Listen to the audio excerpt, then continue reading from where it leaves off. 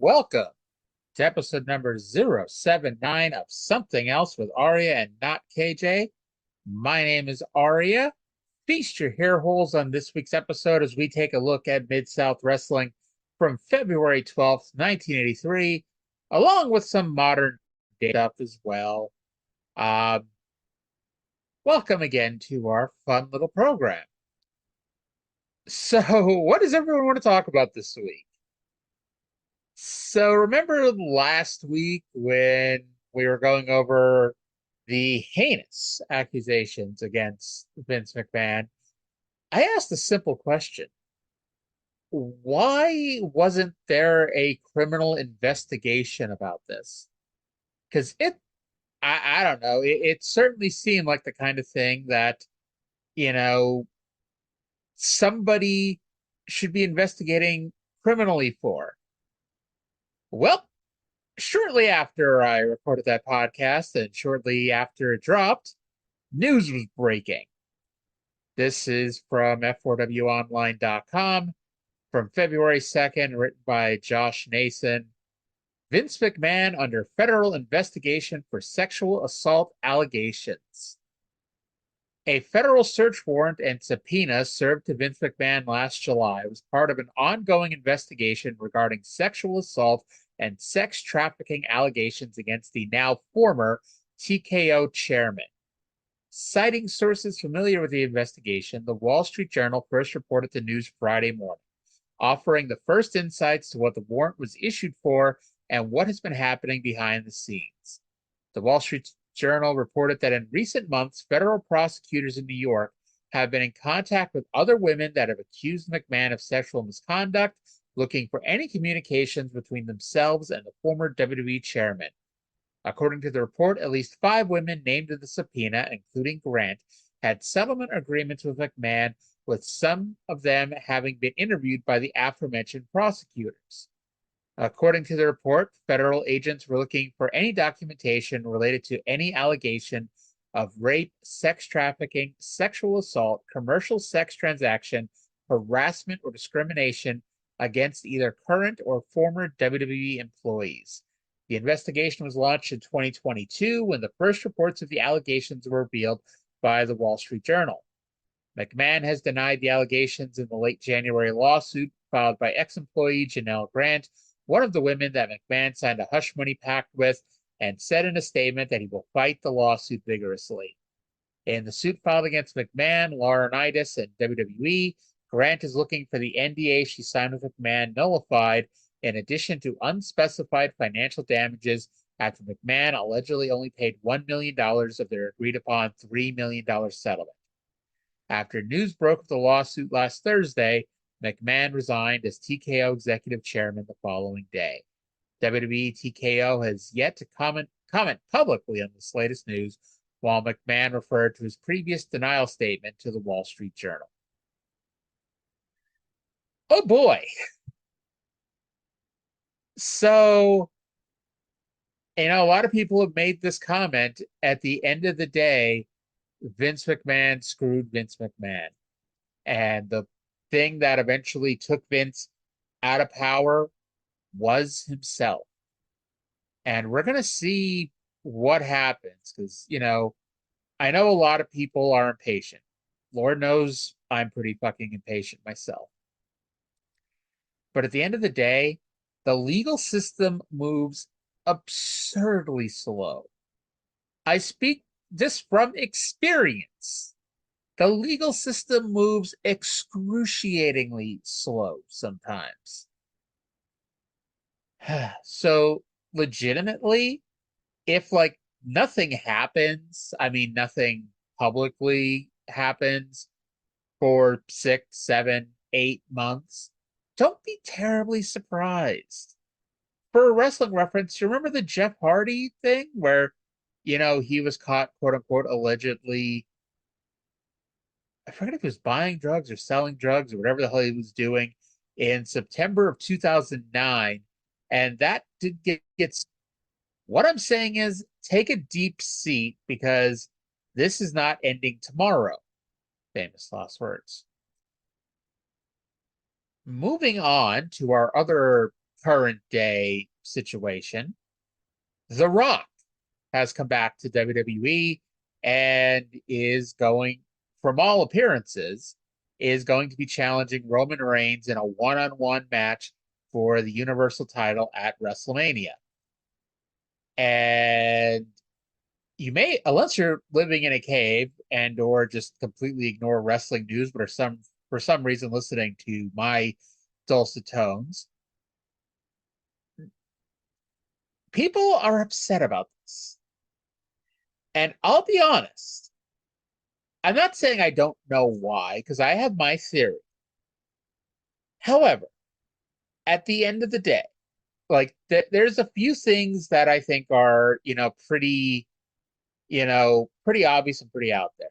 It's like, first of all, Roman Reigns versus The Rock has much greater appeal than Roman Reigns versus Cody Rhodes. And I don't mean appeal to wrestling fans. Wrestling fans, I mean, let's be honest. Most of us are going to watch WrestleMania if the main event was Heath Slater versus Justin Gabriel, just because.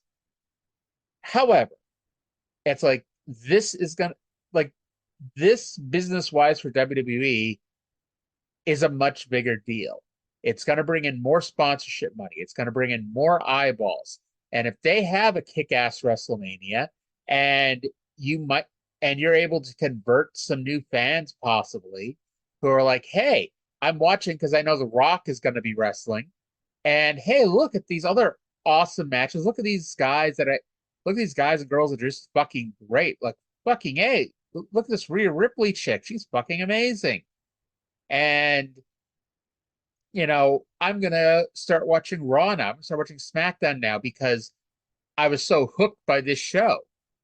And hey, they might be playing the long game here. That's what it is.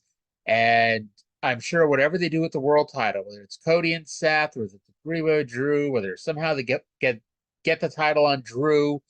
I saw somebody theorize they get title on Drew and do Cody and Drew at Mania. It's like, either way, they're not completely doing away with the Cody Roman storyline. And I'll get into that here in a second. In my opinion, and I've mentioned this online and I've had a little bit of blowback, but this is my personal and honest opinion about the whole matter. I don't believe for 1 second that anybody is truly upset that they're doing Roman Reigns versus The Rock instead of Cody. I don't think anybody really cares. What people care and are, angry about is that Roman's not going to lose at WrestleMania. Roman Reigns is not losing the title to The Rock. And I've seen some ridiculous theories over the past year or so from people, but, spoiler, Roman Reigns will defeat The Rock in the main event of WrestleMania 40. That's neither here nor there. There's no question about it. He's not losing. And that is where the issue is. Because people are just so tired of Roman being champion that if it was Roman versus anybody else, it didn't have to be fucking Cody. It could have been fucking, I mean, this is a little ridiculous, but it could have been fucking Roman versus whoever the absolute bottom of the fucking totem pole is in WWE right now.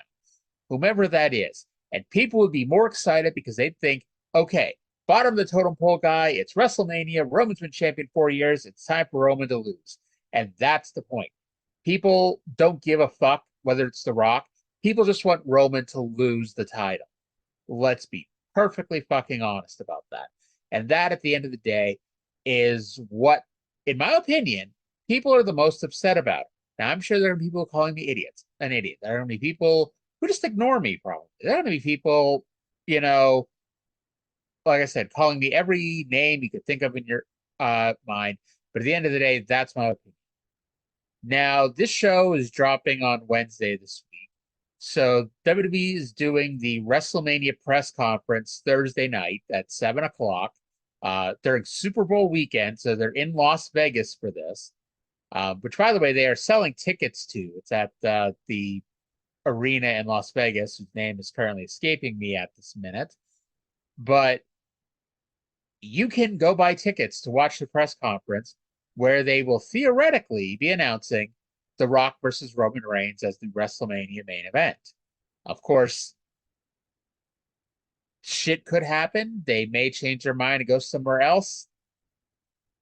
I don't think they're going to, but I guess we could always have a Daniel Bryan at WrestleMania 30 moment here where the fans are just so up in arms to the point that they don't have a choice. They have to put Cody in.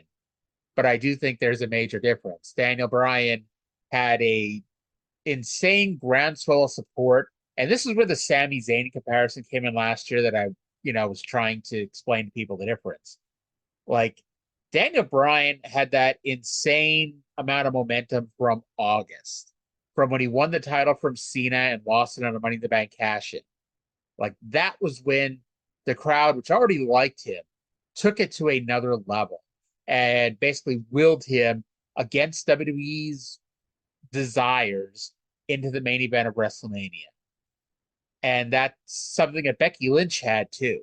Literally the same goddamn thing at SummerSlam. Becky lost a match that everyone felt that she should win, and suddenly the world exploded with Becky Lynch as the man.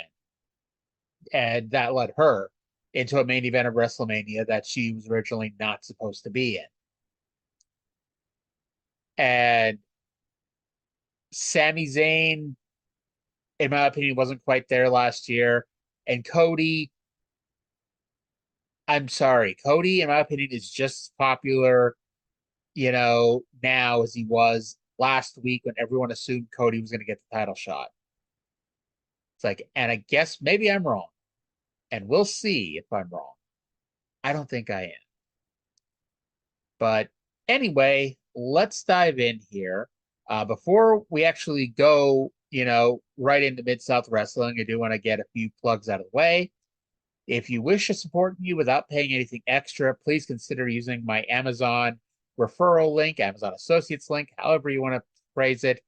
That is tinyurl.com/something else Amazon. You use Amazon just like normal. You do not pay an extra penny, but I get a small kickback, which helps me pay for upgrades and the admittedly small amount that I have to pay to produce this show. Also, if you're listening to us at angrymarks.com, you can also check us out at tinyurl.com/something else YouTube. It is also the host of all of our Something Else and Smoky Mountain Rewatch Along shows. It is also where I am ever so slowly putting in the Something Else archive. If you're listening on YouTube and wondering where the hell the rest of the shows are, I promise they're on their way, just busy as fuck right now in real life.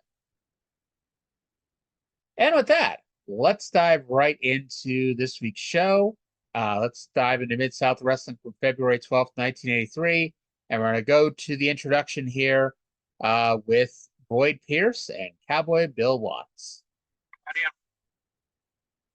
Television Network. I'm your host, Boyd Pierce.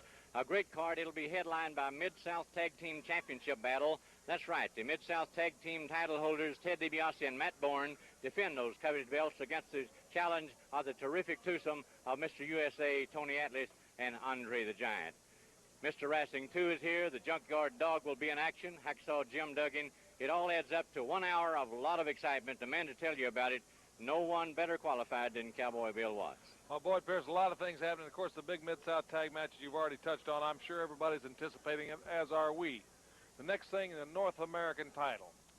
A lot of mystery clouds the issue. But the title was returned in a very unceremonious way to matchmaker Grizzly Smith.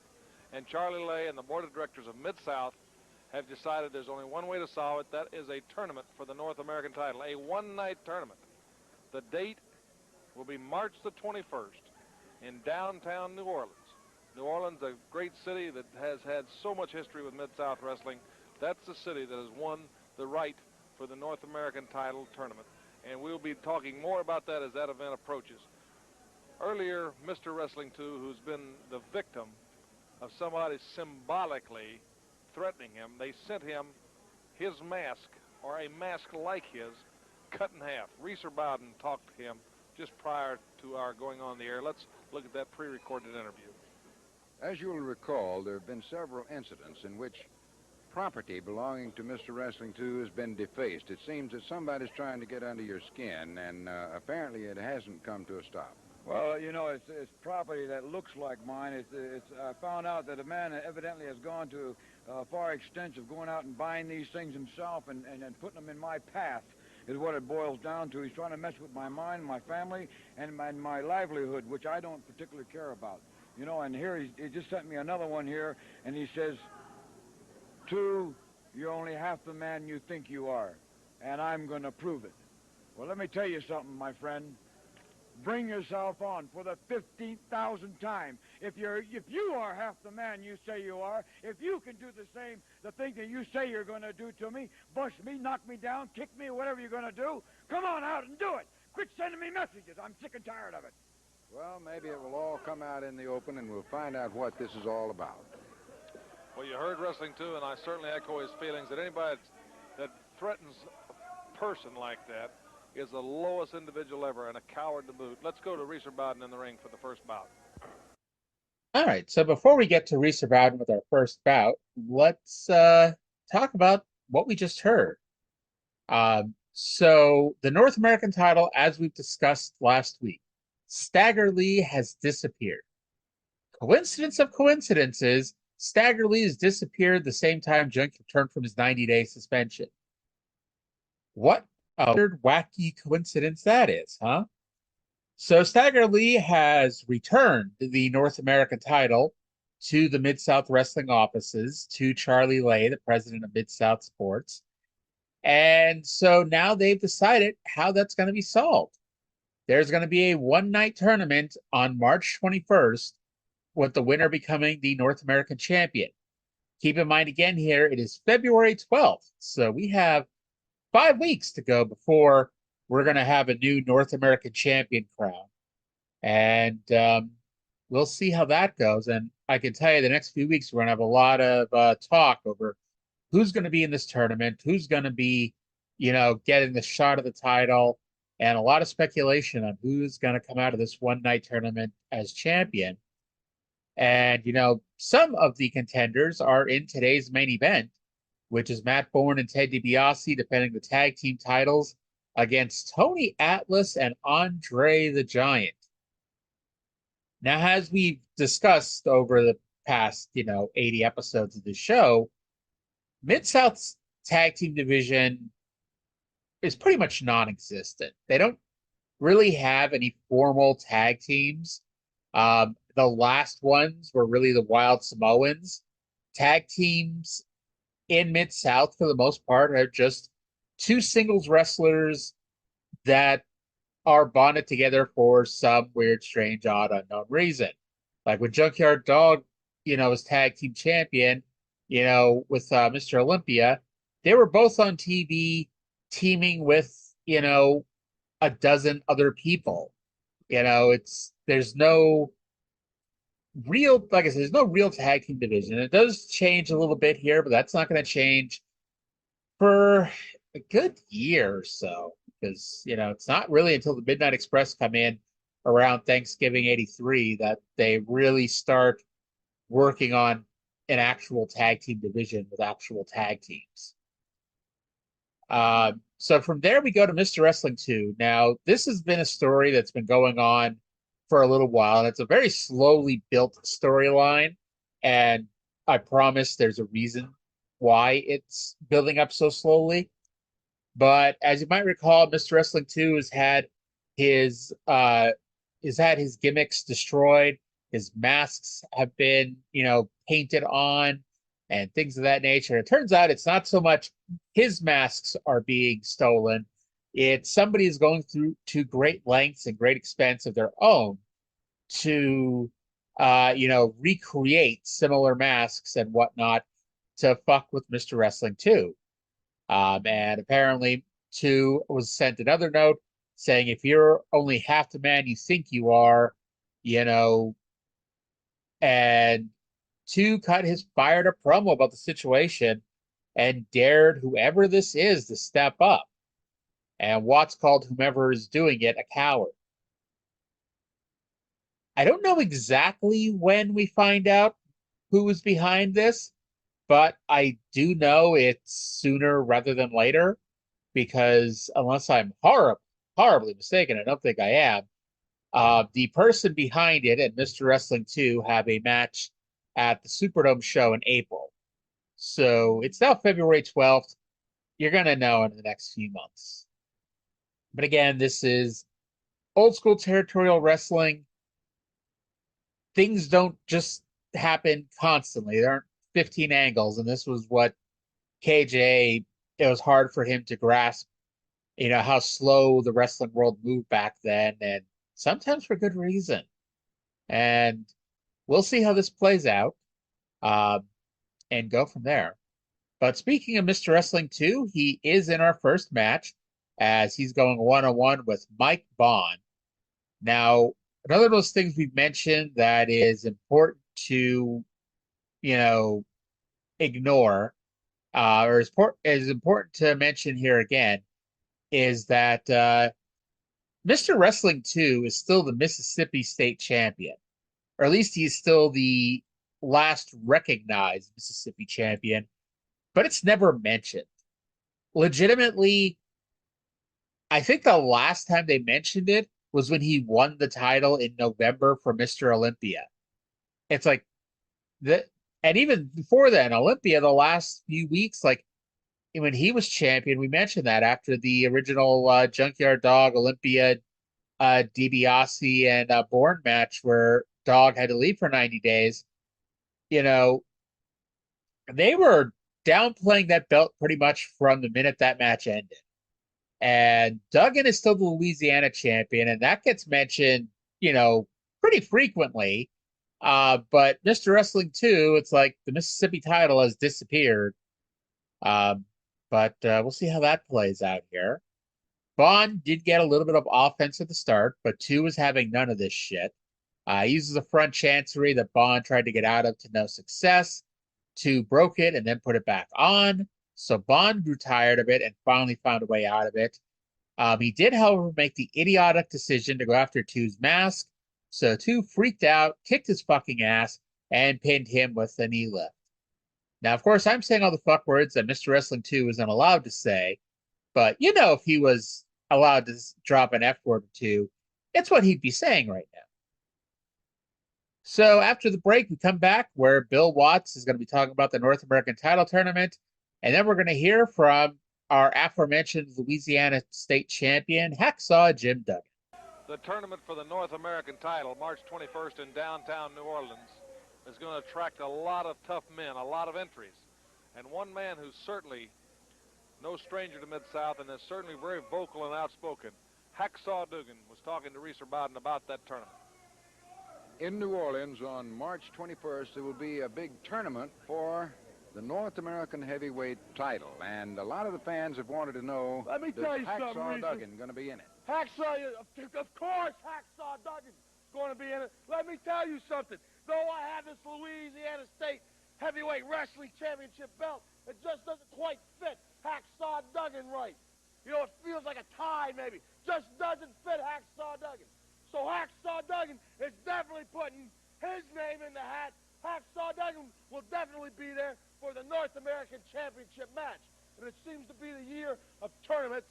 And I just want to ask one question. I want to ask Paul Bosch, the promoter of Houston, where is the brass knuckles belt? Hacksaw Duggan doesn't come out here and say a lot of things, but Hacksaw Duggan says he can come out here and fight and win a fight. And the kind of belt that proves that is the brass knuckles belt, and that's the belt Hacksaw Duggan wants. Well, Paul Bosch has been told, and the would-be North American champion has been warned. Let's go to the ring and Reeser Bowden. Okay, so Jim Duggan says he'll be in the North American title tournament, which is interesting because he's not the only member of the Rat Pack who's going to be in the tournament. Ted DiBiase is, and so there, right there, you have 2 of the 8 competitors are both in the Rat Pack. So what happens? And this is gonna, it's gonna play out here. What happens if those 2 end up having to wrestle each other? There's no honor amongst thieves, and we'll see what happens if Duggan and DiBiase are forced to go at it here on March 21st. He does also talk about the Brass Knucks title, and honestly, maybe they're just doing a terrible job of explaining what a Brass Knuckles title is. But the general idea of it, at least as I'm, to believe it, is that it is a title to determine the toughest wrestler. Now, don't we already have titles to determine the toughest wrestler? Wouldn't the Mid-South North American champion be the toughest wrestler in Mid-South, and that's the top singles title? Wouldn't the NWA World Heavyweight Champion be the toughest wrestler in the world, since he is, the champion? It's almost like they're trying to say, without actually saying this, it's like if wrestling was real, the Brass Knuckles champion would be the toughest man in wrestling, would be the best wrestler, would be the best fighter. But of course, this is 1983, so we're not, going to ever imply that wrestling isn't real, and that's it's one of the things that it's hard to get away with if you're going to claim wrestling's real, because in theory, like I said, the world champion should already be the toughest wrestler in the world, and the toughest wrestler in Mid-South would already be the North American champion. So it doesn't really make a whole lot of sense, but we're just going to put a pin in it here. And speaking of our venerable Louisiana State Heavyweight Champion, he's in the ring next for our next match. It is Louisiana Champion Hacksaw Jim Duggan versus Art Cruz. Cruz was fast out of the gate, but his advantage did not last long. We bring up Chavo Guerrero being a thorn in Duggan's side, because that feud must continue. Duggan used a spinning neckbreaker of all things for a near fall. Watts did try to defend all these enhancement talents. He does say you can't just write off jobbers, pointing out that when Junkyard Dog first came to the Mid-South, he was a jobber. They didn't use those words, but when Junkyard Dog was here originally, he wrestled here. He lost every match he had. He then left, got more experience, came back, and is now a big star. So it's a nice way of saying, hey, this guy may lose every single match you see, but this guy, he's still talented enough to be wrestling. And one day, once he gets the experience, he may have the talent to be the North American champion like Junkyard Dog was. And it's a nice way to say it, because, at the end of the day, you hear matches like this, you know who's going to win, you know who's going to lose. And it's a nice way to wrap around, especially for people who are long-term fans and have memories that were like, hey, I remember when Junkyard Dog lost every week. And this is a way to get around that and say, hey, that's perfectly normal. When Dog was a rookie, he may have had the raw talent, but he didn't know how to use it until he got more experienced and came back and is now running things. We then get a match between Kelly. Oh, by the way, Duggan wins with the spear, but I think most of y'all figured that was going to happen when I started talking about the match. So then we get Kelly Kiniski versus Iron Mike Sharp in a match where the winner is going to leave town for 5 months. Yep, this is the end of the road for Iron Mike, at least here on TV. He does continue to wrestle at house shows for another month or so before leaving. And as we mentioned a couple of weeks ago, he does come back in July for a one-off match, but that's it. Watts is trying to put Kiniski over as hard as he can, saying how skilled his dad was. And, just because his dad is tough and skilled, technically that doesn't mean that Kelly Kiniski is tough and skilled. That just means his dad was. But you can say that, hey, athleticism runs in the genes. In theory, Kelly has better opportunities to be as tough and skilled as a wrestler as his dad was because Gene Kiniski, former NWA champion, was his dad. But Kelly Kelly doesn't really have it. And he's going to be here for a bit longer, but I don't want to say we've seen peak Kelly Kiniski, but there's not a whole lot to see with Kelly Kiniski. Watts talks about Dr. Death Steve Williams being in the original USFL, as opposed to the current one, which merged with the XFL to become UFL, which no, we will not be sitting here and talking about here in a few months when that restarts. And he also talks about amateur wrestler Mark Schultz, who, as I think most of us know, is the brother of Dave Schultz, who we all know that story. And then Sharp wins with a clothesline. So bye, Mike. Thank you for pile driving General Skandor Akbar multiple times. From here, we get our next exciting encounter here. It is a tag team match that Tom Ernesto Jr. and Sonny Rogers versus Buddy Landel and Joe Stark. And if you don't remember the last show we did about Mid-South a couple of weeks ago, these four men had a combined record of 0 wins and 4 losses on that show. So, yippee.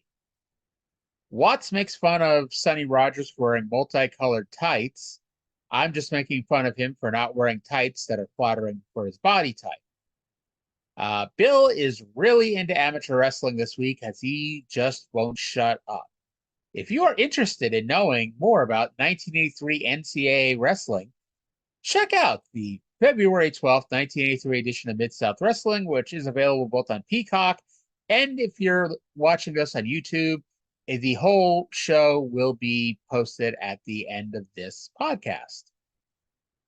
Stark had the match won when Rogers came off the top rope with a knee drop, but Stark rolled out of the way and Rogers collided with Ernesto behind the referee's back. Landel dropkicked Rogers out of the ring, and Stark pinned Ernesto with a big splash. You didn't miss much, I promise. From here, it's time for our most pushed match. It's really our main event, no matter what, you've been made to believe over the years that the last match means the main event. It doesn't always mean that, and this is one of those situations. In fact, most of Mid-South is pretty much that way. I think the first show we did was the main event in the first match, or the main event was the last match. But for the most part, main event, you give it in the middle of the card because it's got to give time to unravel here, which is why we have things called expiration of time matches, in case you weren't sure. But anyway, it's tag team champions Ted DiBiase and Matt Bourne versus Andre, well, as I wrote it, Andre and the Giant and Tony Atlas. No, Big Show wasn't wrestling this week. I just don't know how to type, apparently. This is Andre the Giant and Tony Atlas. The match started with the heels trying to gang up on Atlas, but that didn't work.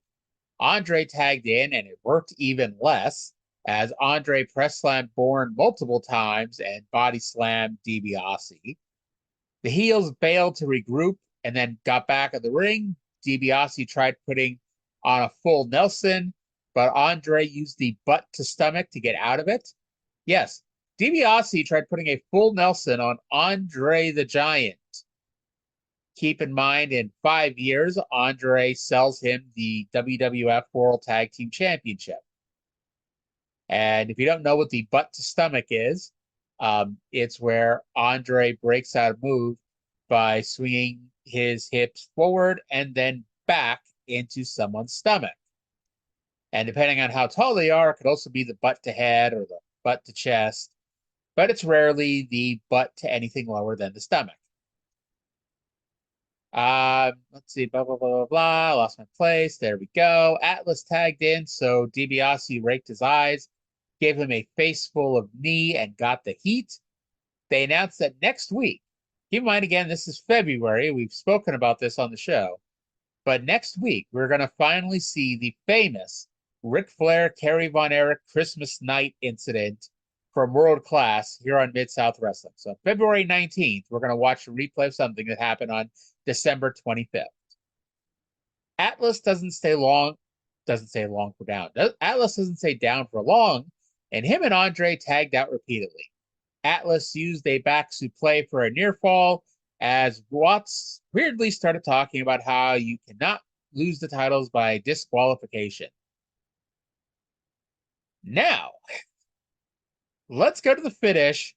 And honestly, if you've never seen the finish of this match and the angle that plays out, again, February 12th, 1983, Mid-South, check it out at Peacock, or better yet, watch the video at the end of the YouTube clip of this show. And check out the angle we're going to play here. And I'm going to start here with the finish, and we're going to go from there. Matt Bourne trying to go for Tony Atlas's eyes. Bourne throws a wild left haymaker. Tony Atlas ducked, and Matt Bourne, DiBiase's coming, but the Giant's going after DiBiase. DiBiase's out on the floor. Tony Atlas press and slam. Matt Bourne, Hacksaw Dugan just speared Tony Atlas, who tripped backwards. Now, Hacksaw's in there against Andre. Andre's against all three men. DiBiase going to his tights, loading up that glove. DiBiase just teed off right on the jaw of Andre the Giant. But he couldn't even knock him down. They're going for a double slam. They can't get him up. Andre has just run their heads together. He's got both men in a bear hug. Skandar Akbar's on the scene. He's waving. Here comes Kamala. Here comes Kamala. He's got a 2x4. Kamala whacked Andre the Giant with that 2x4. He hit Andre right in the head with a 2x4. Ladies and gentlemen, that's broken down out here. Kamala. Tony Atlas just drop kicked Kamala right on the chin. The 2x4 went flying. Hacksaw Dugan back in there. Andre the Giant, his head split. The referee calling for the disqualification. Kamala circling Andre. Circling him like he's a wounded animal back in Uganda. Those are just. Kamala just slammed Andre the Giant. I've never seen anyone human slam Andre the Giant. Now Kamala doing his cannibalistic dance. Crowd is cheering. Kamala going for the splash on Andre. The Junkyard Dog coming with a chain. Wrestler 2 in the ring. Kamala, Andre's head is badly lacerated. The Junkyard Dog. Disqualification, but you know DiBiase and Bourne had Hacksaw Dugan planted. What we didn't dare dream is that Andre and Kamala in their battles, and Kamala and Akbar, Andre's mad like a wounded buffalo. And Bill, while things try to settle down and we regain our breath, we'll pause and be back after this important message. We have an angry Andre the Giant. And angry might be putting it nicely here. He is one irate person. And now, so what happens, in case, you didn't pick up on this by listening to the audio? So the referee gets knocked out. Going back here to our actual match here. The referee gets knocked out. Duggan runs in and gives Atlas a spear. He falls into Andre. DiBiase pulls out his loaded glove and knocks out Andre the Giant. Well, he doesn't actually knock him out, but he does punch him. Bourne and DiBiase go for a double suplex. By the way, Duggan is now on the outside. So DiBiase and Bourne go for a double suplex. Andre blocks it and puts them both in a bear hug. Outruns General Skandar Akbar with Kamala, who sends Kamala into the ring with a 2x4. Kamala waylays Andre with said 2x4, which is around the time the referee wakes up and calls for a disqualification. Andre is, bleeding a gusher at this point. So yes, Andre the Giant is bleeding, ladies and gentlemen. Kamala then slams Andre. Yes, Kamala does a body slam to Andre the Giant. Now, of course, if you want to believe WWF lore, the only person who ever did that was Hogan, even though it wasn't the only person who ever did it. But still, finally, Junkyard Dog and Mr. Wrestling 2 run in for the save. And Andre is shoving Atlas and screaming at Junkyard Dog as we fade to black. Now, a few things about this. First of all, Kamala and Andre, this angle in Mid-South, and this happens a lot in territorial wrestling, where an angle done in one territory is re-aired around the place so these guys can feud elsewhere. Because Kamala and Andre take this feud around, the country pretty much. And we kind of saw that last year with Andre and Killer Khan, where they're using the WWF storyline of Killer Khan breaking Andre's ankle. And because it gave credibility to Killer Khan, and it gave you a reason to give a fuck about these two large men, beating each other's ass kind of thing. And so that's what happens here. And so Kamala and Andre are off and going here. And I'm not saying they have the greatest matches of all time, but it drew. It really did draw, and it came down to this angle here with Kamala and Andre. Now, there is something a lot more subtle that plants a seed. Now, you heard the audio, and then you heard me talk about, while the Rat Pack is getting their butt kicked by Andre, General Skandor Akbar is, Kamala's manager and sends Kamala to the ring. As I mentioned earlier, Jim Duggan was outside the ring. And Jim Duggan is passed by Akbar. And Duggan appeared to be questioning why Akbar was here and what's going on. Now, he does eventually get back into the ring when Atlas gets back in. But we are planting a seed here with what's going on here, because Duggan appeared to really be out of the loop in this whole thing with Kamala running in to assist and go after Andre. So we're going to see how that plays out, in the next little bit. So Junkyard Dog walked backstage. We go to commercial. We come back from commercial, and Dog walks back out to his entrance music for a match with Marty Lundy. Rick Ferreira, the referee, is so fed up with this show so far that he calls for the bell during the introductions, which is just great. Bill Watts has gone to the back to check on Andre, so this is 100% Boyd Pierce, which is at least better than Paul Bosch. Let's be honest. Paul Bosch sucked. Dog used the side Russian leg sweep of all things for a 1 count and lifted Lundy up. We are still in the same icebox as the last show. If you recall, the fans last week made very little noise as they were freezing their asses off and wearing big, heavy coats and gloves. And that has not changed. Shockingly, the heat did not get turned on during the break in between the two shows that were taped. Dog wins with a clothesline, because apparently a clothesline is the choice finisher of the week this week. So from here, Bill Watts has returned, and he's going to explain what happened with Andre, and they're going to air a interview that occurred after Andre got attacked by Kamala during that commercial break. Boyd, in my years around professional wrestling, I've been around a lot of big and a lot of tough men and around a lot of temper and a lot of emotion. But after what happened to Andre the Giant, during the commercial break, I caught him and tried to talk to him about it, and I have never felt so totally helpless or so totally intimidated by this man's size and this power and his anger. And we're going to show you right now that interview that we did during the commercial break, and Andre was in a complete rage and he was uncontrollable. Let's look at that now. Anytime you want, tomorrow I'll be back here. Nobody did that to me before, Bill Watts. And you know that. You know misunderstand wrestling.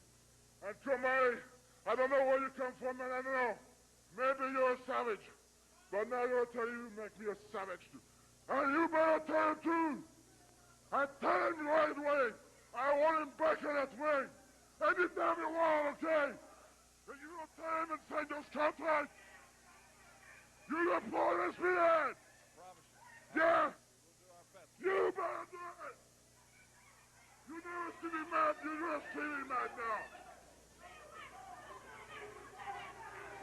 Nothing I can add to that. I don't blame him for being upset, that's for sure. I'm sure that Mid-South and Charlie Lay will take some punitive action. Skandar, Akbar, Friday, Kamala, all ran right out of the building after the attack on Andre. They were here for one purpose and one purpose only, to try to pick a vulnerable spot. I don't know if DiBiase and Akbar got together and planned it. Certainly they planned to try to capitalize on Hacksaw Dugan, as the Rat Pack always does. It looked like they were looking for a chance for Akbar and Kamala to try to get even, or to get at Andre the Giant. But you saw the rage he's in.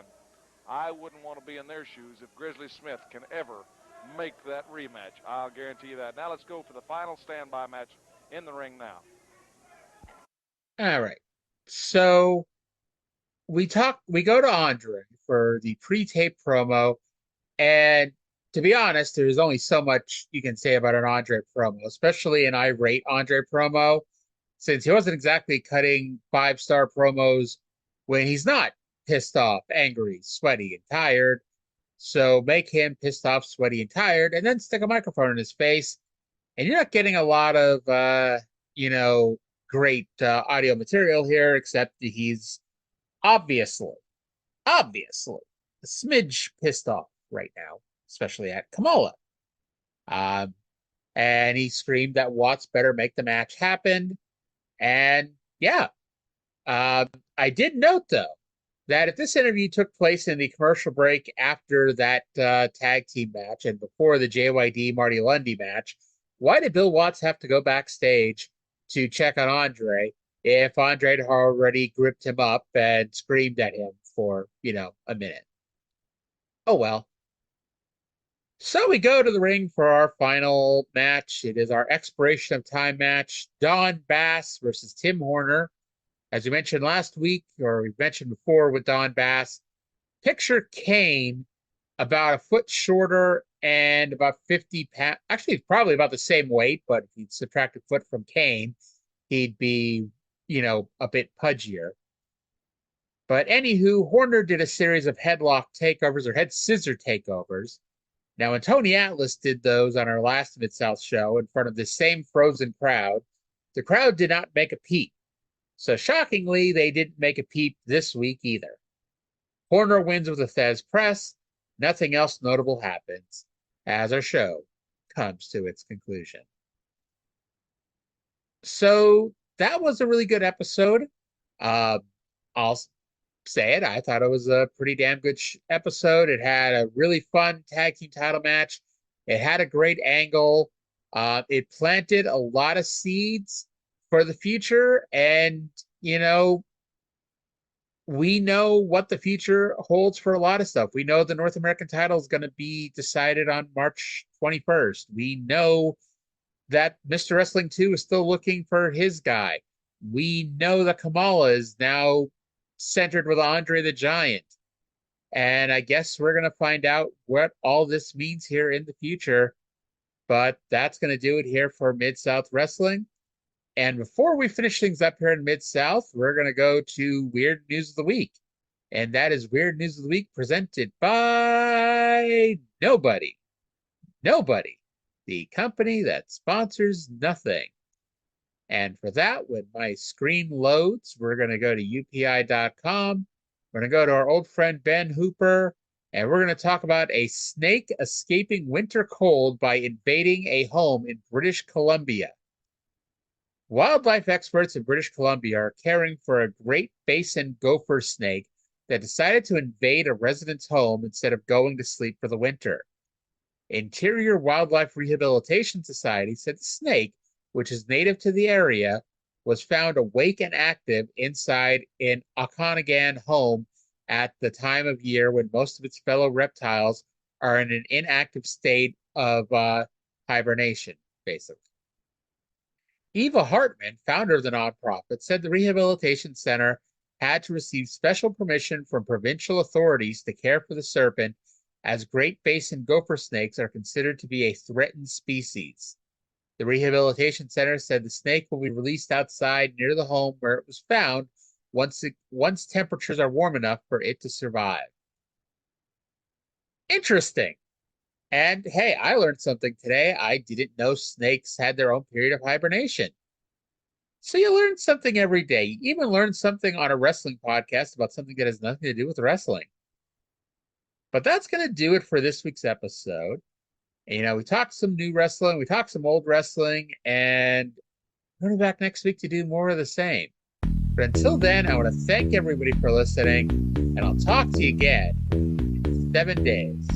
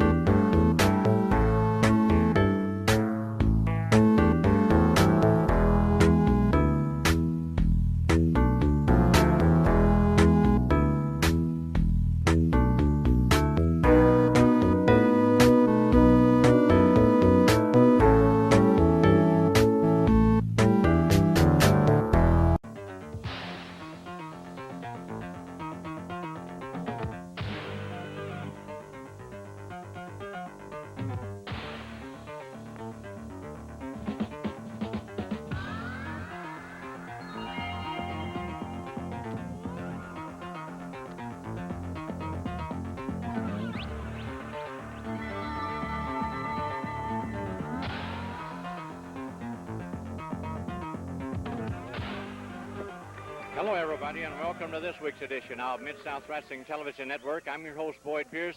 A great card. It'll be headlined by Mid-South Tag Team Championship battle. That's right. The Mid-South Tag Team title holders, Ted DiBiase and Matt Bourne, defend those coveted belts against the challenge of the terrific twosome of Mr. USA, Tony Atlas, and Andre the Giant. Mr. Wrestling 2 is here. The Junkyard Dog will be in action. Hacksaw Jim Duggan. It all adds up to 1 hour of a lot of excitement. The man to tell you about it, no one better qualified than Cowboy Bill Watts. Well, Boyd Pierce, a lot of things happening. Of course, the big Mid-South tag matches you've already touched on. I'm sure everybody's anticipating it, as are we. The next thing, the North American title. A lot of mystery clouds the issue.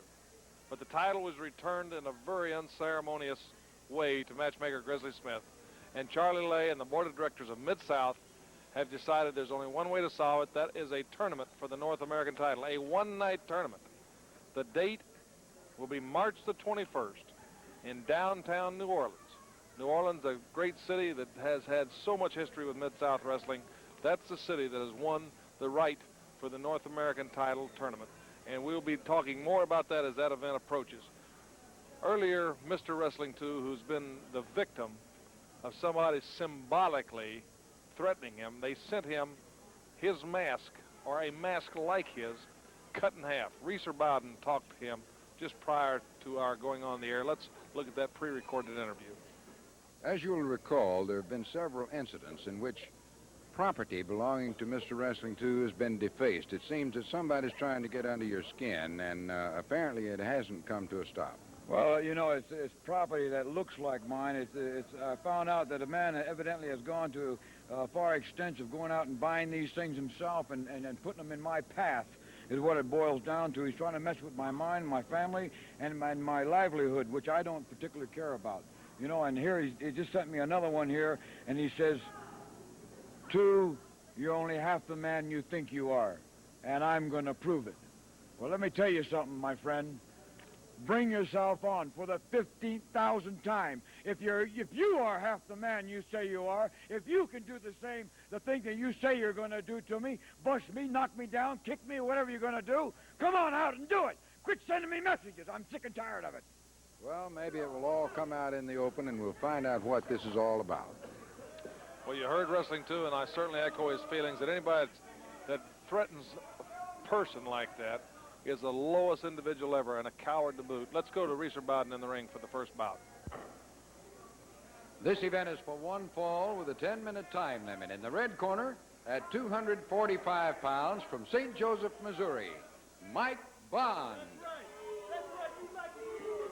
And in the blue corner at 236 pounds from Atlanta, Georgia, Mr. Wrestling 2.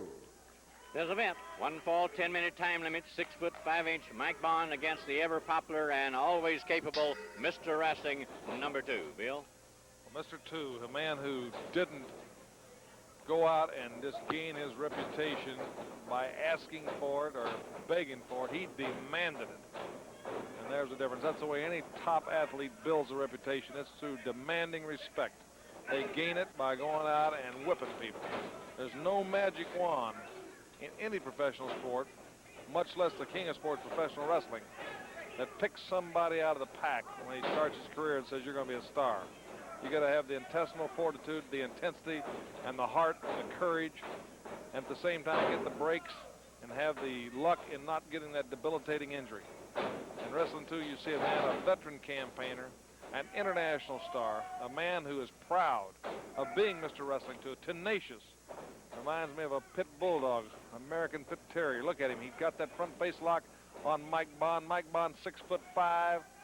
But at that 6'5" now, he's going to carry around Mr. Wrestling, too. I've seen 2 latch that front face lock on, and he's just like that bulldog. He's not going to break, and he'll always scratch. Look at him hang on to that referee breaking it in the ropes. The 2 drives off, and Mike Bond is finding out what 6'5" is when you got 236 pounds hanging on your head. That where your head goes, the body's going to go. Kill the head, you kill the body. And wrestling, too, front face lock. Favorite move by the heavyweight wrestlers, because that guy underneath has to carry their weight and has to figure his way out. Look at 2, sets himself back in on the front face lock. An excruciating hold, a hold that if it slipped off the chin like that with Mr. Wrestling 2, he can turn it into a reverse sleeper. But it takes its toll on oxygen, and whenever you run out of oxygen, you run out of courage. I can tell you that real quick. Stepped over, and Mike Bond, who had an amateur background, is being welcomed the hard way in pro wrestling. There he tries to sit through the front face lock, but 2, with that ring savvy, keeps his balance. Back into the ropes. Bond doing the smart thing, shoving him into the ropes. When you get in a hold, it's just like in amateur when a guy gets a couple of flankers stuck in on a crossbody ride, and he's got you really tied up and you're close to the edge of the mat. The best thing is just to get off the mat so you can start a referee's position again and try to block him getting the legs in. Well, that's what Mike Bond did, and on the break, he's taken on the offense of wrestling 2, caught him a good, solid forearm smash.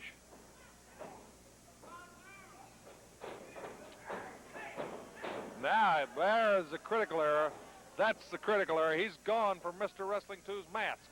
And I don't care if you're Kamala, whoever you are, you go for that mask, you better be able to plant him. And this Wrestling 2 just caught him a wild haymaker. Looked like his vision was distorted out of that mask, and he was just throwing them. And Mike Bond walked right into it. And Wrestling 2, the matador of the knee. And he just caught Mike Bond a good shot. Mr. Wrestling 2 with a mighty wallop and followed up with that power knee gains the victory, and we'll be back. More exciting action after this important message.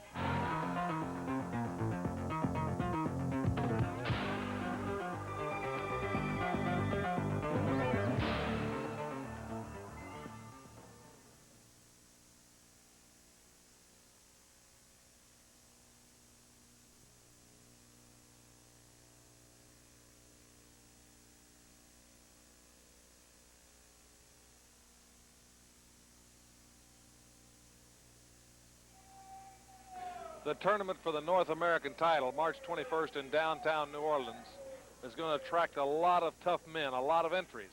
And one man who's certainly no stranger to Mid-South and is certainly very vocal and outspoken, Hacksaw Dugan, was talking to Reeser Bowden about that tournament. In New Orleans on March 21st, there will be a big tournament for the North American heavyweight title. And a lot of the fans have wanted to know, Let me tell you something, Hacksaw Reeser. Duggan going to be in it? Hacksaw, of course Hacksaw Duggan's going to be in it. Let me tell you something. Though I have this Louisiana State Heavyweight Wrestling Championship belt, it just doesn't quite fit Hacksaw Duggan right. You know, it feels like a tie maybe. Just doesn't fit Hacksaw Duggan. So Hacksaw Duggan is definitely putting his name in the hat. Hacksaw Duggan will definitely be there for the North American Championship match. And it seems to be the year of tournaments. And I just want to ask one question. I want to ask Paul Bosch, the promoter of Houston, where is the brass knuckles belt? Hacksaw Duggan doesn't come out here and say a lot of things, but Hacksaw Duggan says he can come out here and fight and win a fight. And the kind of belt that proves that is a brass knuckles belt, and that's the belt Hacksaw Duggan wants. Well, Paul Bosch has been told, and would-be North American champion has been warned. Let's go to the ring and race about it. This is a non-title event for one fall with a 10-minute time limit. In the red corner, at 270 pounds from New York City, the Louisiana heavyweight champion, Hacksaw Duggan. And in the blue corner, at 250 pounds from Topeka, Kansas, Art Cruz. A non-title match. The Louisiana heavyweight champion Hacksaw Duggan, but that'll not slow down any of his tactics at all against his opponent from the Sunflower State of Kansas, Art Cruz. Bill? Well, Art Cruz is getting smarter faster. He went in and he says, hey, I better catch this guy from behind. But look at Dugan.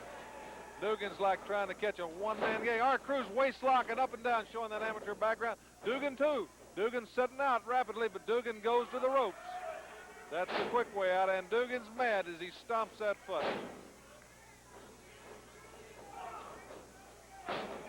Hacksaw Dugan, former All-American at SMU, former New York State high school wrestling champion, former bad boy of the National Football League as he played for the Atlanta Falcons, played Canadian football, a man that has no problem as far as facing physical tests because he has no personal regard for his own safety. A rugged man, a colorful individual, a man who has just made it a point. He's just trying to destroy Mr. USA Tony Atlas. And I guess the thing that sticks in his craw most is Chavo Guerrero, a man not near as big, and then had what many people think was an upset victory over Hacksaw Dugan right here on TV. And Dugan got about 37 stitches in that match as he went through, missed Chavo, hit the ring post, and Chavo quick to capitalize on it. And Dugan's been seething ever since. Calls Chavo the Gnat. Reverse headlock. Iron Mike Sharp next against Kelly Kaniski. Then Joe Stark and Buddy Landell against Tom Ernesto and Sonny Rogers. And then the match for the Mid-South Tag titles, Mr. USA, Tony Atlas and Andre the Giant against DiBiase and Bourne, the champions. Then we have two standby matches standing by. And, of course, one of them is that superstar, that man that has rocketed to fame and everybody talks about, the Junkyard Dog. Art Cruz showing a lot of fight, a lot of guts out there. He's giving Hacksaw Dugan a battle. You know, a lot of people think when they see these young kids come out against these top stars, there's not going to be a match.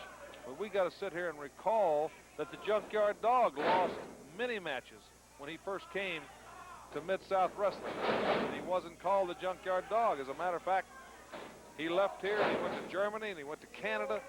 And he learned his skills, and he came back, and he said that he had the longest losing streak ever on Mid-South. We saw one Don Diamond come over one day, an unheralded newcomer, and make a name for himself on Mid-South. You never can tell which one of these youngsters is going to start putting it together and rising up. Dugan set. Boy, he just leveled you. I don't know how he does. It seemed like it hurt him as much as the other guy. Almost demolition, but the winner, Hacksaw Jim Duggan. We'll be back after this word from Mid-South Wrestling Television Network.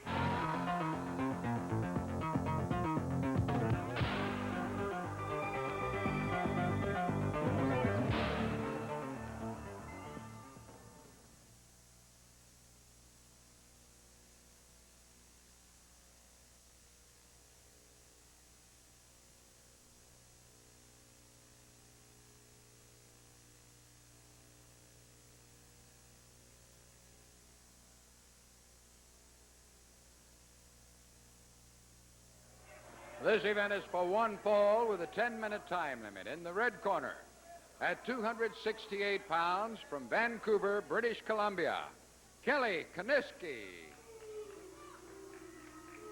And in the blue corner at 278 pounds, from Hamilton, Ontario, Iron Mike Sharp. The match between two fine young Canadian athletes from Vancouver, British Columbia, Kelly Kiniski, and from Hamilton, Ontario, Canada, Iron Mike Sharp. Kelly Kiniski, a youngster who's faced some tough men here on Mid-South Wrestling. His father, a former world's champion. Kelly played football at West Texas State University. And here he is in his rookie season on Mid-South. You got to watch these kids. I remember when Ted DiBiase was a rookie on Mid-South, got one Rookie of the Year. Mike Sharp showing some agility to go along with his strength with the head scissor. Ted DiBiase came and fought such men as Killer Carl Cox and Dick Murdoch. Received 37 stitches and some tremendous battles, and people used to get down on DiBiase. But he learned his trade, and like him or not, you got to respect the man. He is a top athlete at this point. Wow, big Mike Sharp showing that agility, and Kelly Kiniski, the first thing is hitting the mat, the back of his head, but Sharp goes to the well, and Kelly moves, showing he has some agility, that he's learning his trade. Matt Bourne, whose father, Tough Tony Bourne, a great athlete, he served his apprenticeship the same way, and it's an apprenticeship of hard knocks. Your father may get the promoters to look at you, but he can't go out there and win for you. Ted DiBiase's father was killed, fatal injury in the ring. And Ted still stuck it out. A fantastic forearm by Kelly Kiniski. I can guarantee you the stock he comes from. I wrestled his father in Vancouver, his hometown, and also in St. Louis. Kelly Kiniski was a big, rough, tough, in condition athlete. Kelly Kiniski's got the same kind of pride. So you're looking at somebody that could become one of the stars of tomorrow. I think, boy, that's one of the things I enjoy most about being in retirement at this point, is watching the youngsters develop and not have to worry about, I'm going to have to face them. Because they're hungry, and they're going to come on up, and they're going to pressure, like Steve Dr. Death Williams, now playing for the New Jersey Generals in the new United States Football League. Iron Mike Sharp pounding away.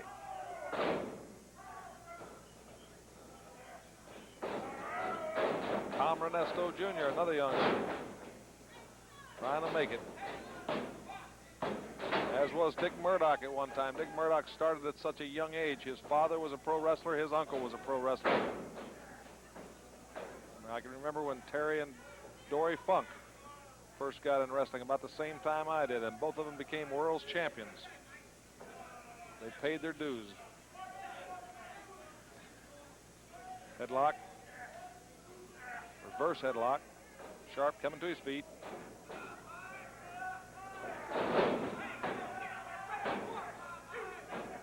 Referee calling for the break. Threw him down with the hair. Oh, Mike Sharp flat swept his feet out from under him. Oh, caught him with a deep left, really sunk in the solar plexus. Mike Sharp will make you check and wonder where your next breath is coming from when he connects. When he pounds your chest, he's pounding right over the heart and over the lungs. That all helps deplete that oxygen supply. And I'll guarantee you, I don't care how brave you are, when you run out of gas, there goes your guts.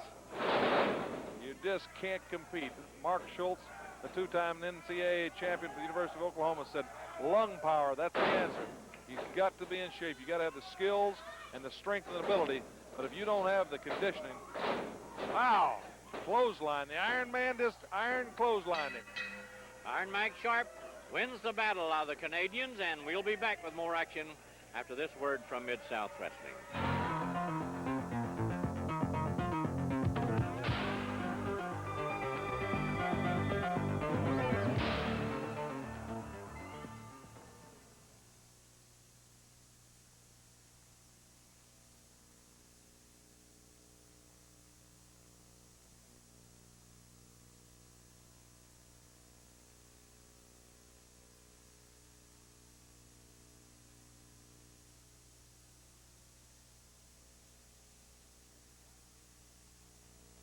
It's tag team action now for one fall with a 10-minute time limit. In the red corner, at 238 pounds from Vancouver, British Columbia, Sonny Rogers.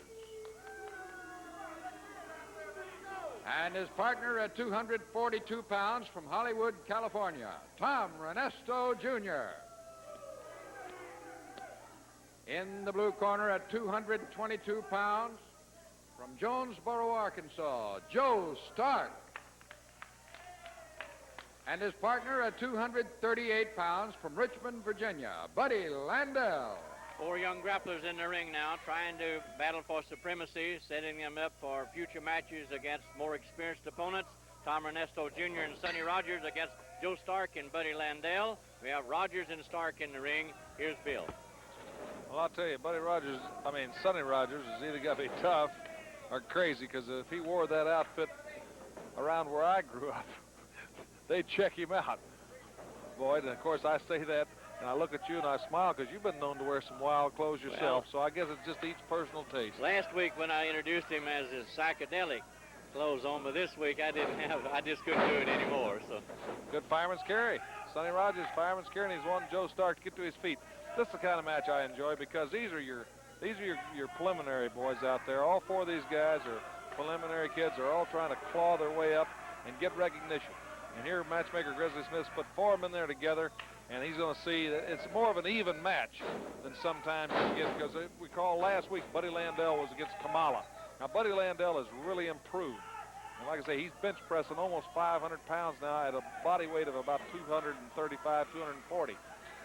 But I don't care how strong you are if you don't have the skill level, or you go up against a guy with so much tremendous mass, you're going to have a hard time coming out. Joe Stark, fireman's carry, came right to his feet and dropped him. A little payback time. So this is a more even match. These guys got to wrestle all sizes. There's no division, the junior heavyweight division, when Danny Hodge left pro wrestling due to his injuries, the junior heavyweight division just really kind of fell apart. It became not very important. Danny Hodge was that last superstar at that weight that could really command the crowd because he was such a competitive athlete. He could wrestle them all sizes, as was Leroy McGurk when he held that title. So it's almost all heavyweights or super heavyweights, and it often, I know, seems unfair to you, but even on the college level, you see Mitch Shelton at Oklahoma State University. He's 400 pounds, 6'6", and sometimes he'll wrestle a guy that's 220 pounds. Our big John Tenta at LSU. Fantastic movement, quick. These men really hit it. They hit it. That arm drag Buddy Landell used, he used every ounce of his ability and pivoting power. But you also can recall back 2 years ago, the national champion in collegiate wrestling was 220 pounds.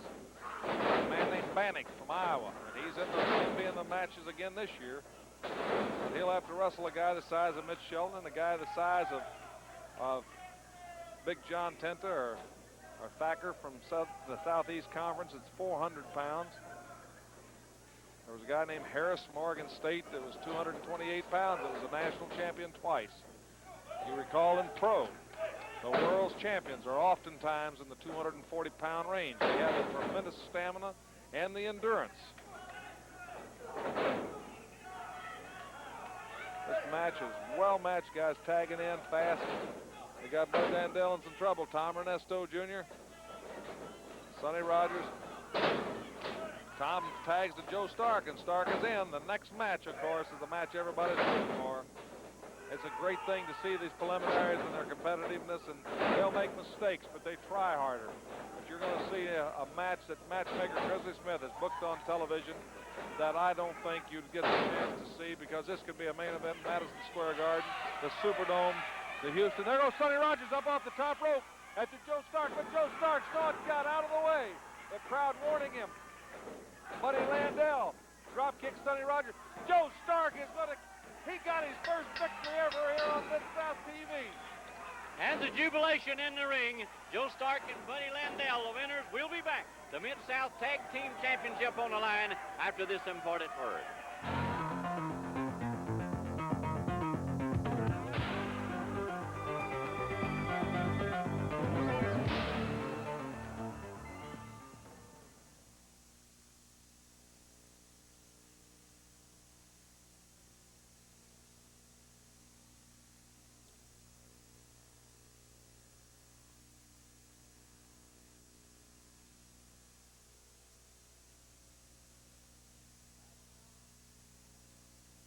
And now a title match for the Mid-South Tag Team Championship belts. This event is for one fall or remaining television time. In the red corner, the Mid-South Tag Team Champions at 268 pounds from Omaha, Nebraska, Ted DiBiase. And his partner at 242 pounds from Atlanta, Georgia, Matt Bourne. In the blue corner at 252 pounds from Roanoke, Virginia, Mr. USA, Tony Atlas. And his partner, the eighth wonder of the world at 485 pounds, Andre the Giant. This is a sanctioned title match for the Mid-South Tag Team Championships.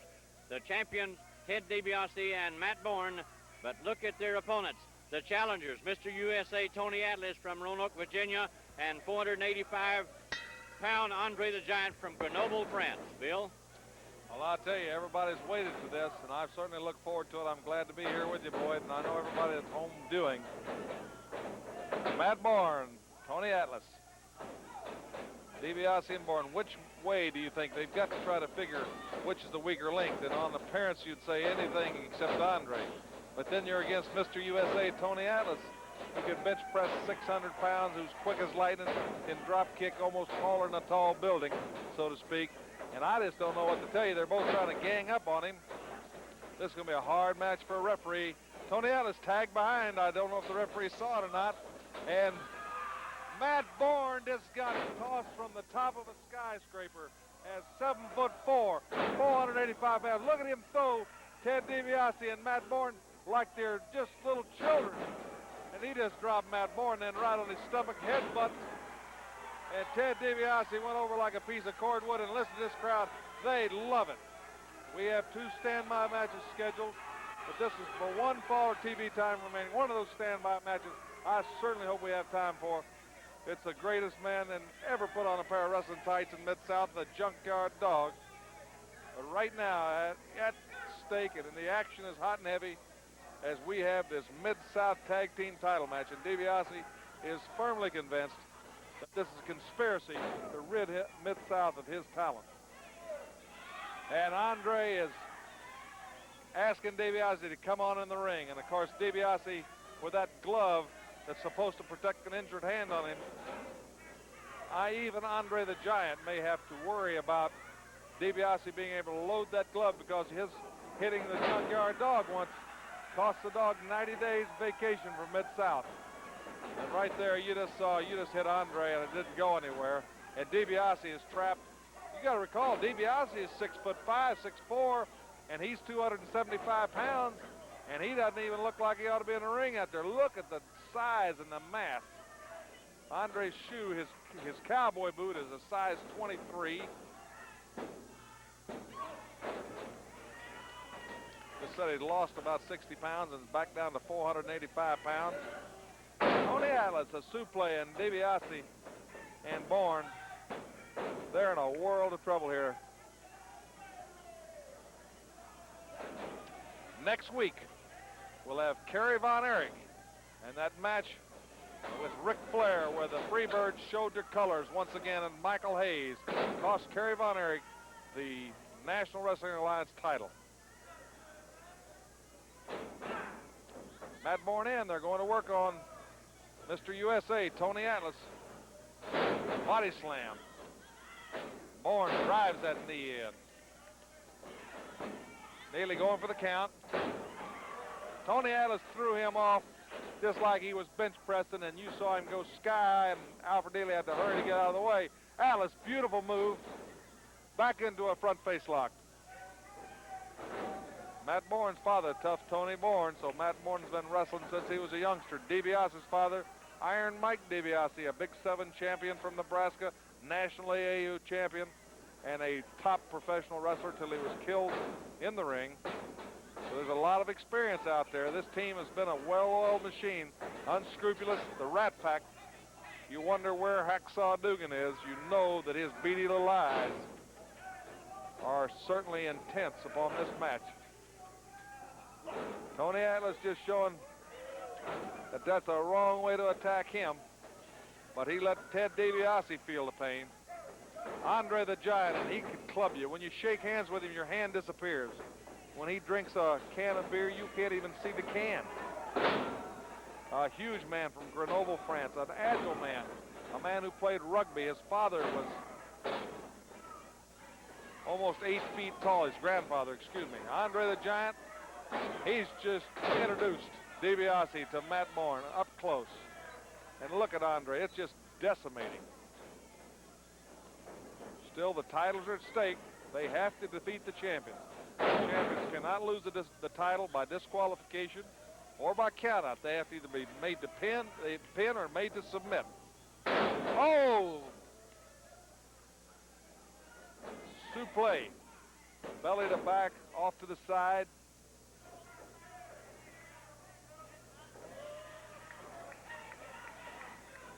Matt Bourne trying to go for Tony Atlas's eyes. Bourne throws a wild left haymaker. Tony Atlas ducked, and Matt Bourne, DiBiase's coming, but the Giant's going after DiBiase. DiBiase's out on the floor. Tony Atlas press and slam. Matt Bourne, Hacksaw Dugan just speared Tony Atlas, who tripped backwards. Now Hacksaw's in there against Andre. Andre's against all 3 men. DiBiase going to his tights, loading up that glove. DiBiase just teed off right on the jaw of Andre the Giant, but he couldn't even knock him down. They're going for a double slam.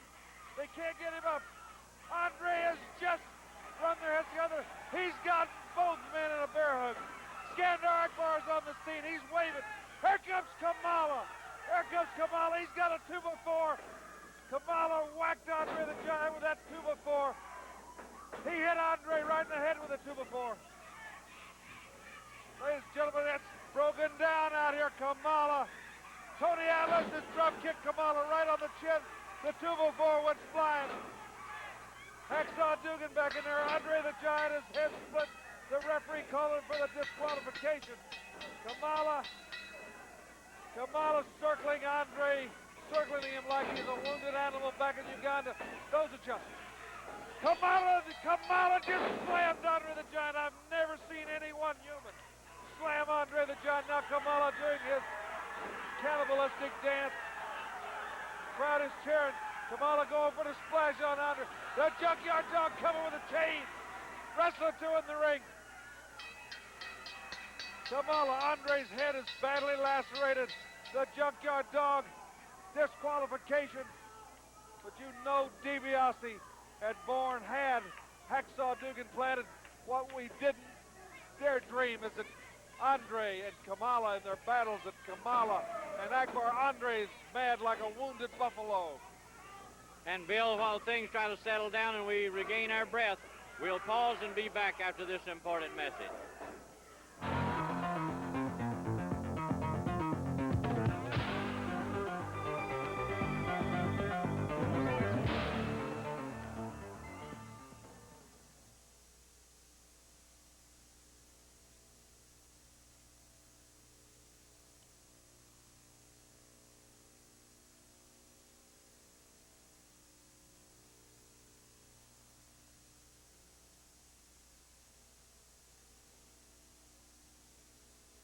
This event is for one fall or remaining television time. In the red corner, at 250 pounds from Rome, Georgia, Marty Lundy.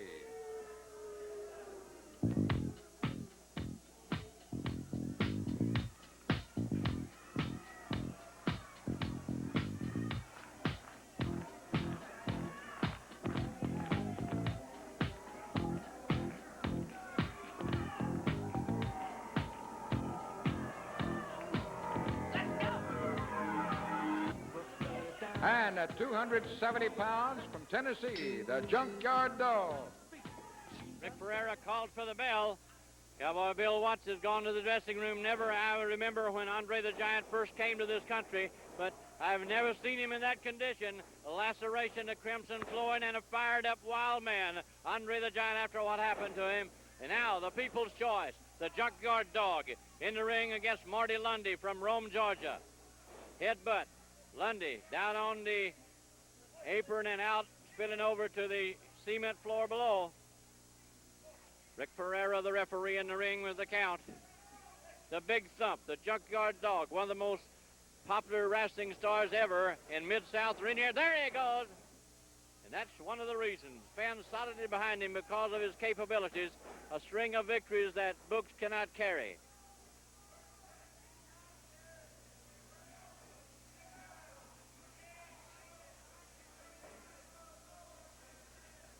The Junkyard Dog, power inside that body. The Big Thump, the People's Choice, the King of Wrestling, all the adjectives that the fans have bestowed upon him. Now Marty Lundy feeling why. A roundhouse right.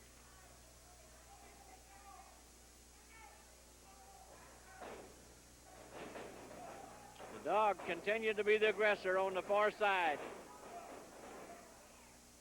Being warned by Rick Ferreira. Talk about Andre the Giant being fired up. The Junkyard Dog is fired up. He has some scores to settle after his return to Mid-South Wrestling. And the people in the audience, the fans here at ringside, with the chant, "Go Dog, go."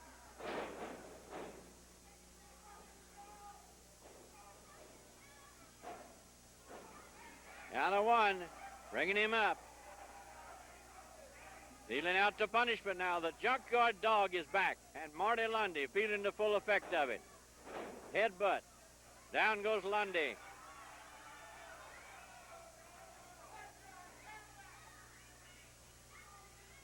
The Dog could be looking ahead and thinking about the things that insults been hurled to him by the likes of Ted DiBiase, Hacksaw Duggan, Matt Bourne, the Rat Pack. There, clothesline him, coming off of that rope. The Junkyard Dog. Lundy is out. 1, 2, 3. The Dog is the winner. And we'll be back after this word from Mid-South Wrestling Television Network with more exciting action.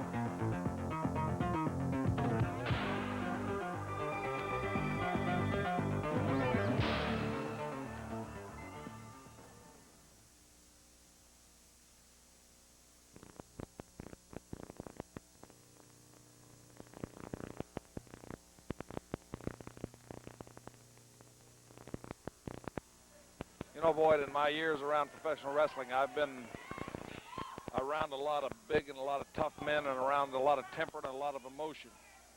But after what happened to Andre the Giant, during the commercial break, I caught him and tried to talk to him about it, and I have never felt so totally helpless or so totally intimidated by this man's size and this power and his anger. And we're going to show you right now that interview that we did during the commercial break, and Andre was in a complete rage and he was uncontrollable. Let's look at that now. Anytime you want, tomorrow promotion will be back here. Nobody did that to me before, Bill Watts. And you know that. You know me, misunderstand wrestling.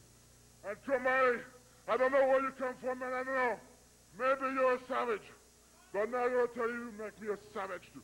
And you better tell him too. And tell him right away. I want him back in that ring. Anytime you want, okay? But you don't tell him and sign those contracts.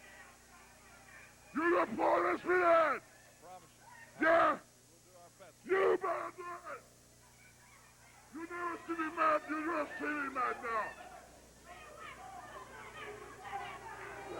Nothing I can add to that. I don't blame him for being upset, that's for sure. I'm sure that Mid-South and Charlie Lay will take some punitive action. Skandar, Akbar, Friday, Kamala, all ran right out of the building after the attack on Andre. They were here for one purpose and one purpose only, to try to pick a vulnerable spot. I don't know if DiBiase and Akbar got together and planned it. Certainly they planned to try to capitalize on Hacksaw Duggan, as the Rat Pack always does. It looked like they were looking for a chance for Akbar and Kamala to try to get even or to get at Andre the Giant. But you saw the rage he's in. I wouldn't want to be in their shoes if Grizzly Smith can ever make that rematch. I'll guarantee you that. Now let's go for the final standby match in the ring now. This event is for one fall or remaining television time. In the red corner, at 280 pounds from Pampa, Texas, Don Bass. And in the blue corner, at 222 pounds from Knoxville, Tennessee, Tim Horner. Don Bass, the heavier of the two, being introduced. In the maroon-clad popular Tim Horner. Alfred Neely, the third man in the ring, calls for the bell. Horner, in the last few matches, showing in the Mid-South area, he's one of the up-and-coming young rookies. Bass pushing off. Thought it wasn't a clean break as he was in the rope. Now side headlock by Tim Horner. Across the ring, it backfired on Bass. A high-flying drop kick from a prone position. Following it up, Tim Horner. Going again with a scissor, proving just what we said earlier. Arm drag now, that he's up and coming, and his opponents will find it out, and the fans have already learned it. They're backing this youngster after only a few appearances here in the Mid-South area. Bass now trying to slow things down and move away. Hammerlock, showing a lot of maneuvers, a lot of wrestling skill. Reverse now, Bass, but the takedown by Tim Horner, and he comes right back quickly, being the aggressor on the larger opponent, Don Bass. As they roll over, Bass with his foot over the bottom strand of rope, causing the hold to be broken. Referee Alfred Neely stepping between them.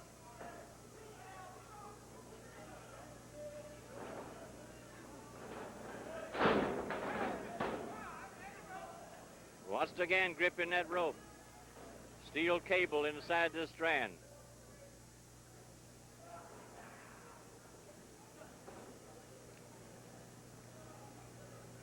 Remember, next week here on Mid-South Wrestling, we'll be showing you the NWA World Heavyweight Championship controversial match between Ric Flair and Kerry Von Erich from Dallas, Texas, and of course the Freebirds were involved. That's coming up next week on Mid-South Wrestling.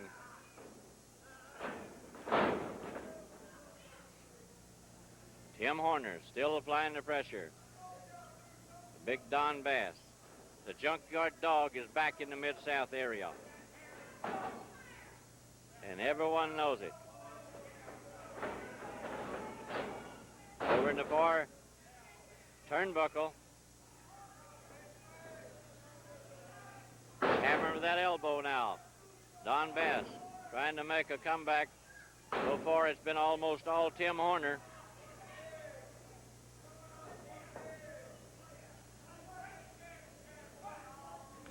Bass hammering away. Across the ring. Up and over. Down goes Tim Horner. Well, Bass stalking him, but Horner waiting for him into the midsection. Coming around with the right. And another. Takes the bigger man down as our time is just about gone. A high-flying drop kick from the feet of Tim Horner. And another. And the youngster showing that he's ready for top matches. Changing it now. Horner to the second strand. A high-flying cross body block right on top. Two. The 2 count as our time is just about gone. A beautiful move by Lou Theswood. Been proud of. Tim Horner is the victor. Here in this match, we have just time to tell you next week, we'll be showing you that title match from Dallas between NWA Heavyweight Champion Ric Flair and Kerry Von Erich with the Freebirds involved. We thank you so much for listening and viewing. You're the greatest viewers in the world. Till next week, Boyd Pearson. Goodbye, everybody, from Mid-South Wrestling Television Network.